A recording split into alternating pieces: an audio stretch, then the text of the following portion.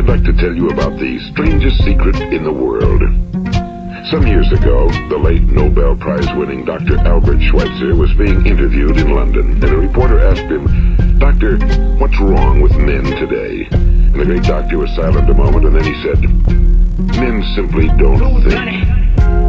It's about this that I want to talk with you. We live today in a golden age. This is an era that man has looked forward to, dreamed of, and worked toward for thousands of years. But since it's here, we pretty well take it for granted. We in America are particularly fortunate to live in the richest land that ever existed on the face of the earth, a land of abundant opportunity for everyone. But do you know what happens? Well, let's take 100 men who start even at the age of 25. Do you have any idea what will happen to those men by the time they're 65? These 100 men who all start even at the age of 25 believe they're going to be successful. If you ask any one of these men if he wanted to be a success, he'd tell you he did. And you'd notice that he was eager toward life, that there was a certain sparkle to his eye, an erectness to his carriage, and life seemed like a pretty interesting adventure to him.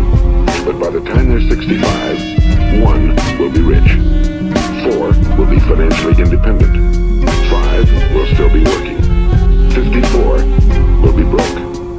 Now think a moment. Out of the 100, only 5 make the grade. Now why do so many fail?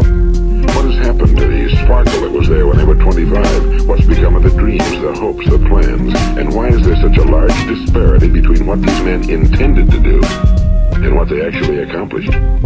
When we say about 5% achieve success, we have to define success. And here's the best definition I've ever been able to find. Success is the progressive realization of a worthy ideal. If a man is working toward a predetermined goal and knows where he's going, that man is a success. If he's not doing that, he's a failure. Success is the progressive realization of a worthy ideal. Rollo May, the distinguished psychiatrist, wrote a wonderful book called Man's Search for Himself.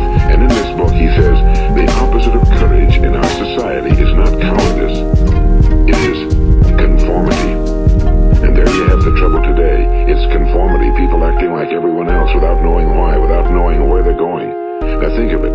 In America right now, there are over 18 million people 65 years of age and older. And most of them are broke. They're dependent on someone else for life's necessities. Now we learn to read by the time we're 7. We learn to make a living by the time we're 25. Usually by that time we're not only making a living, we're supporting a family. And yet by the time we're 65, we haven't learned how to become financially independent in the richest land that has ever been known. Why? We conform.